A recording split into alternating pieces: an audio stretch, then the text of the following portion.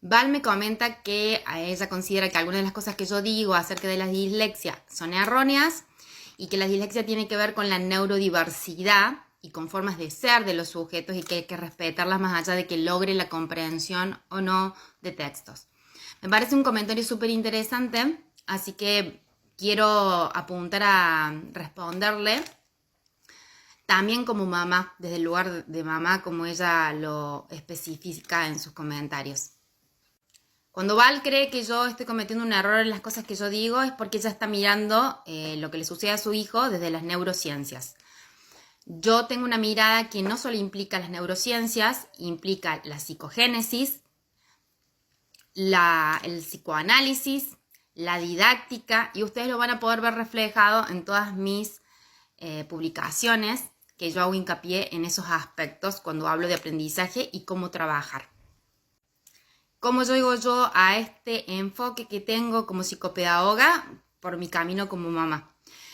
Cuando yo empecé a estudiar psicopedagogía, yo ya tenía 2 hijos y al más chico no aprendí a leer y lo llevamos a la psicopedagoga y el diagnóstico fue déficit atencional porque él tenía un coeficiente intelectual normal, pero no aprendía y lo que dio en los test de inteligencia es una baja en los test que determinan el desarrollo de la atención.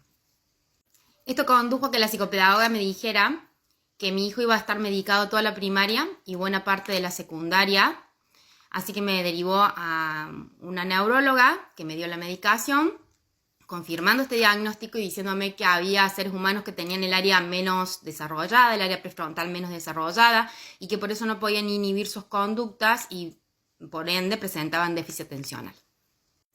Se le dio la medicación que nosotros empezamos a administrársela a mitad de su primer grado hasta segundo grado y se me aseguró que no iba a tener daños colaterales, que no tenía consecuencias, que era inocua y que lo iba a ayudar. Si bien consiguió ayudarlo, yo noté que él dejó de comer, empezó a bajar de peso y el detonante final por el cual nosotros dejamos la medicación es porque él un día para una evaluación se tomó 2 pastillas. Yo me di cuenta porque al llegar a la casa él modulaba muy bien lo que decía. Es decir, mi hijo cuando hablaba es como que saltaba de un tema a otro y si yo no repreguntaba él no organizaba su discurso. Y ese día no fue necesario hacer eso. Entonces yo me di cuenta que algo sucedía. Cuando le pregunté, él no me supo decir qué es lo que pasaba. Y es que yo nunca lo había visto con el efecto de la medicación. Yo le daba la medicación antes de salir de casa, la pastilla, y cuando él volvía ya no tenía el efecto. Ese día tenía el efecto todavía porque él se había tomado una extra. Cuando yo voy a la heladera, cuento las pastillas, me doy cuenta de que había tomado una extra y lo increpo, digamos, con el blister en la mano y entonces ahí él reconoció que sí, que se había tomado una más porque él tenía una prueba y quería que le fuera bien.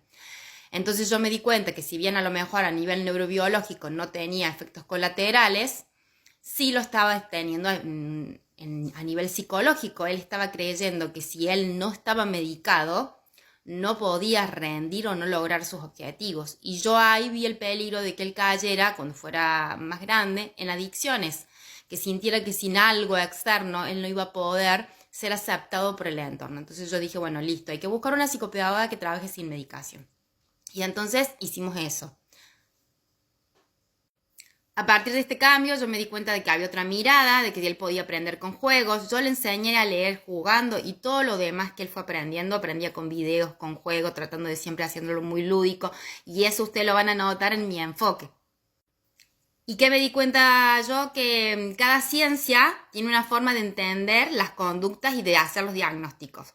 Lo que para las neurociencias era un déficit atencional, para el psicoanálisis era una neurosis. Entonces, cuando yo entraba a la web a buscar información, no encontraba otras miradas porque el diagnóstico, la etiqueta es diferente y entonces las explicaciones son distintas. Lo que yo hice como psicopedagoga fue empezar a armar esta especie de rompecabezas que se ha hecho, digamos, del ser humano, en donde una ciencia explica el cerebro, otra te explica la didáctica, otra te explica el psiquismo, pero es un solo ser humano. Y la psicopedagogía surge para dar respuesta interdisciplinaria a los problemas de aprendizaje, no una mirada desde un solo enfoque. Entonces, para lo que las neurociencias es cerebros neurodivergentes, desde el enfoque que yo trabajo, eso es diversidad. Los seres humanos somos diferentes porque nuestro cerebro se va desarrollando y se configura de acuerdo a los estímulos del medio, y eso está probado por la epigenética y por la misma neurociencia, que habla de conceptos de neuroplasticidad y neurogénesis. La neuroplasticidad es que nuestro cerebro todo el tiempo está creando nuevas conexiones cerebrales y puede reconfigurar esas conexiones. Y la neurogénesis es capaz de hacer migrar neuronas que no están programadas a áreas del cerebro, donde éstas sean demandadas para crear más capacidad de absorber información. Con estos elementos en mano, nosotros podemos saber que nuestro cerebro no es que somos que el cerebro ya está y que nació así, sino que el cerebro se está configurando todo el tiempo y que yo como papá o como terapeuta, como docente, tengo muchas posibilidades de lograr que ese cerebro genere nuevos caminos para equipararse al desarrollo armónico del sujeto. No tiene que ver con que logre la comprensión o no, sino que cuando en el momento de que un estudiante no puede hacer algo, se siente menos y eso impacta en su autoconcepto. ¿Qué había sucedido en el caso de mi hijo? Él había tenido un parto muy traumático, después tuvo convulsiones febriles de los 3 a los 5 años. Eso hizo que yo tuviera un trato diferente con él, porque pensaba que a lo mejor había quedado algunas secuelas, que a lo mejor a él le iba a costar más.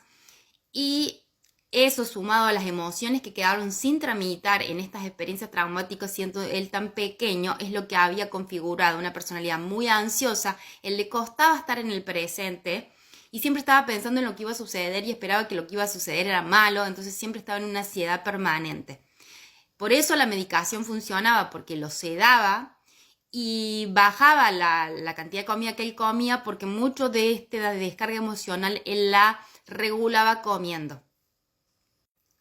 De esta manera, yo modificando mi forma de trabajar con él o de dirigirme a él, pero a partir de una comprensión profunda de lo que implica un cerebro, fue que él logró salir de ese diagnóstico y hoy es un joven exitoso, tiene su profesión, trabaja, no se olvida de las cosas, no las pierde, logró superar todo eso que quedó en la historia de él y que lo fuimos trabajando para que así sucediera. Llegar a esta verdad o a este enfoque, porque la verdad siempre es incompleta, tiene que ver con un tiempo y con una disciplina que mira y trata de explicar eso desde los elementos teóricos que esa disciplina cuenta. Y muchas veces así la ciencia fue cometiendo errores, como por ejemplo la lobotomía, en donde para erradicar la enfermedad mental le sacaban partes del cerebro y las personas quedaban prácticamente en estados de vegetal, porque no podían pensar, porque no solamente se eliminaba la enfermedad mental, sino también la posibilidad de pensar, y así eso dio el surgimiento al psicoanálisis. La ciencia progresa así, cometiendo errores, y yo no quería que mi hijo fuera un error en la cadena del progreso de la ciencia.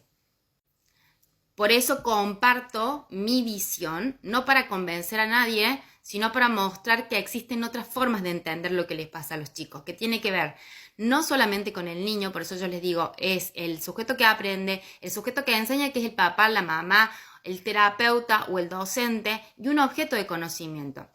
Que hay que revisar todo el esquema para ver a dónde está fallando para poder encontrar la causa y resolverla. No porque esperemos que logre, que sea el mejor o que alcance el objetivo, sino porque eso lo constituye como ser humano de que yo soy capaz de hacer. Si no, ya me empiezo a constituir con un concepto de yo no puedo, a mí no me sale, yo no lo voy a lograr. Respeto todas las formas de pensar y creo que cada cual tiene derecho a tener su verdad y defenderla, así que agradezco los comentarios, pero bueno, quería dejar sentado o aclarado cuál es mi punto, mi forma de mirar y entender lo que sucede en la infancia.